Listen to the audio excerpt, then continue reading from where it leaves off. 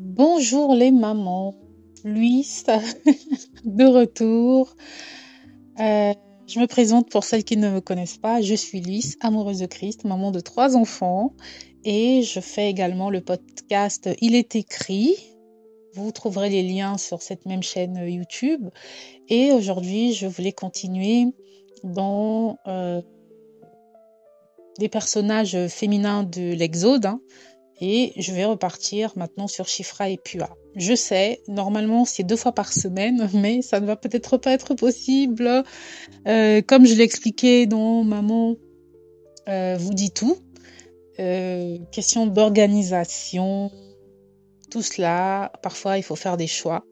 Et malheureusement, Maman vous dit tout, c'est compliqué pour moi en ce moment, en tout cas, de le faire plus régulièrement, puisque ma dynamique a changé. Mais toujours, vous pouvez me retrouver sur le podcast Il est écrit. Il m'arrive de sauter des semaines, mais je suis quand même beaucoup plus régulière. Au moins 3 fois par mois, j'ai un nouveau podcast sur Il est écrit. Donc, j'essaie de continuer, de garder la bonne cadence. Donc, aujourd'hui, on va plonger dans un épisode où je vais parler de 2 femmes remarquables, puisqu'en ce moment, on étudie l'Exode dans la série Shemot sur Il est écrit. J'ai choisi de partager sur certaines femmes de ce livre. Et on va parler des sages-femmes, Shifra et Pua. Et ces sages-femmes, elles sont mentionnées, bien sûr, dans l'Exode, au début de l'histoire de la délivrance d'Israël. Et donc, je vais vous lire ce passage. Ça va être une petite lecture. Le roi d'Égypte parla aussi aux sages-femmes des Hébreux, dont l'une se nommait Shifra et l'autre Pua. Il leur dit, quand vous accoucherez les femmes des Hébreux et que vous les verrez sur les sièges, si c'est un garçon, faites-le mourir. Si c'est une fille, laissez-la vivre. Mais les sages-femmes craignirent Dieu et elles ne firent pas ce que le roi d'Égypte leur avait dit. Elles laissèrent vivre les enfants. Le roi d'Égypte appela les sages-femmes et leur dit, pourquoi avez-vous agi ainsi et avez-vous laissé vivre les enfants? Les sages-femmes répondirent à Pharaon, c'est que les femmes des Hébreux ne sont pas comme les Égyptiennes. Elles sont vigoureuses et accouchent avant l'arrivée de la sage-femme. Dieu fit du bien aux sages-femmes et le peuple multiplia et devint très nombreux parce que les sages-femmes avaient eu la crainte de Dieu. Dieu fit prospérer leur maison. Donc moi, pendant longtemps, j'ai cru que Shifra et Pua étaient égyptiennes. Sincèrement, c'est ce que j'ai cru. Mais apparemment, elles n'étaient pas égyptiennes. Parce que pour le coup, je m'étais dit, si elles étaient égyptiennes, waouh, elles ont fait preuve de courage. Mais elles n'étaient pas égyptiennes, mais elles ont encore fait preuve de plus de courage. Parce que elles ont défié Pharaon et parce qu'elles ne sont pas égyptiennes, mais Pharaon aurait pu les punir. Donc elles sont 2 femmes hébraïques qui vivaient en Égypte pendant la période de l'oppression du peuple d'Israël par Pharaon et leur rôle de sage-femme était essentiel. Elles accompagnaient les femmes lors des accouchements à un moment crucial donc de la vie. Et Shifra donc, son nom signifie belle, agréable ou celle qui purifie. Quel beau nom. J'aimerais bien avoir une sage-femme comme ça. ça montre un peu comme un caractère doux et dévoué. Elle est agréable et elle purifie. Et Pua, et ce nom peut être traduit par splendeur ou celle qui parle.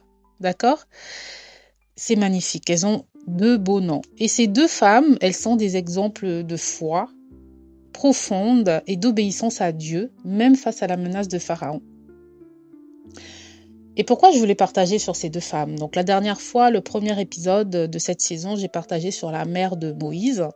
Et là, ces 2 femmes-là, on ne parle pas beaucoup d'elles dans la Bible. C'est juste le chapitre que les quelques versets que je viens de vous lire. Mais elles nous apprennent beaucoup. Elles nous apprennent premièrement la crainte de Dieu. Craindre Dieu plus que les hommes. Elles ont craint Dieu plus que Pharaon. Shifra et Pua, elles ont choisi d'obéir à Dieu plutôt qu'aux ordres injustes de Pharaon. Et ça nous montre que, en tant que femmes chrétiennes, notre première allégeance doit être envers Dieu, même lorsque cela nous coûte. Nous sommes peut-être mariés à un époux qui n'est pas converti et qui nous demande de faire des choses qui vont à l'encontre de ce que Dieu nous demande. Et il y a certaines femmes qui vont me dire, mais oui, mais la Bible dit que le mari, c'est le chef, donc je dois obéir à mon mari. Oui, on doit obéir à son mari, mais Dieu reste au-dessus. Donc, nous devons nous rappeler de l'exemple de ces deux femmes qui ont d'abord craint Dieu avant tout. Et c'est cela qui est le plus important. Shifra et Pua, elles ont fait confiance à Dieu pour protéger et multiplier son peuple. D'accord ? De même, on doit avoir foi en la capacité de Dieu de régler les situations, même lorsqu'elles semblent insurmontables. Et parce qu'elles ont craint Dieu, la Bible dit que Dieu a fait prospérer leur maison. Dans certaines versions, on nous dit que Dieu leur a donné des enfants. C'est un peu ambigu parce que dans les mots hébreux même, il n'y a pas la notion d'enfantement ou d'avoir des enfants, d'accord? Donc, on va juste comprendre que Dieu a béni leur maison, Dieu les a honorés, Dieu a béni leur foyer. Et voilà, on ne va pas essayer d'extrapoler, voilà. Mais en tout cas, Dieu les a bénis et c'est vraiment beau. Pourquoi? Parce qu'elles ont eu la crainte de Dieu. C'est vraiment un encouragement pour nous en tant que mères dans le monde actuel, chrétiennes ou pas, nous avons des valeurs et ces valeurs, elles sont souvent en contradiction avec le monde, avec la société, même avec les écoles où nous envoyons nos enfants. Nous devons maintenir notre foi et nos valeurs. D'accord? Et premièrement, nous ne devons pas compromettre notre foi. Par exemple, dans le monde du travail, il peut arriver qu'on nous demande de faire des choses qui sont totalement en désaccord avec nos valeurs. Si on travaille dans un environnement où l'éthique est parfois mise à l'épreuve, nous devons nous rappeler, par exemple, refuser de mentir ou manipuler les autres pour atteindre des objectifs professionnels. On doit être honnête, même au détriment d'une promotion. Parce que premièrement, nous devons honorer Dieu. Et si promotion il doit avoir, eh bien, Dieu est assez fidèle pour nous ouvrir des portes et pour nous donner sa faveur dans les milieux professionnels ou autres. D'accord? Et nous devons également prier pour nos collègues et pour notre lieu de travail et demander à Dieu de nous utiliser comme étant des lumières dans la sphère professionnelle. Là, je donne l'exemple de la sphère professionnelle parce que c'est vraiment une sphère compliquée et complexe parce que nous ne travaillons pas qu'avec des chrétiens, n'est-ce pas? Donc, ça peut être compliqué. Et même pour nos enfants, nous devons transmettre des valeurs chrétiennes à nos enfants. On doit leur enseigner l'importance de la prière, de la lecture de la Bible et prendre du temps en famille chaque jour pour partager également sur les Écritures. Mais ce n'est pas forcément facile parce que qu'est-ce que le monde apprend à nos enfants? On leur apprend la tricherie, on leur apprend la moquerie, on leur apprend à se reposer sur leur propre force plutôt que sur Dieu. On leur apprend beaucoup de choses et en tant que mère, nous devons toujours repasser derrière, parler avec nos enfants, avoir beaucoup de conversations pour les ramener sans cesse à la parole de Dieu. D'accord? Et nous devons faire de nos foyers des lieux où la présence de Dieu est palpable. Et Shifra et Pua, juste pour conclure, c'est juste un court partage parce que nous n'allons pas extrapoler, on va pas inventer ce qui n'est pas écrit dans la Bible. Donc l'histoire de ces deux femmes-là, c'est vraiment très court dans le livre de l'Exode, mais elle nous montre que la foi et le courage peuvent changer le cours de l'histoire. Parce que rendez-vous compte, elles n'ont pas la même histoire qu'un Moïse, elles n'ont pas la même histoire qu'un Samson, d'accord? Mais leur prise de position, le fait qu'elles ont obéi à Dieu plutôt qu'à Pharaon, a changé le cours de l'histoire. Elles ont participé à la préservation du peuple d'Israël, qui deviendra la nation de l'Alliance. Et leur exemple nous montre que chaque acte de foi, même petit, peut avoir un impact énorme.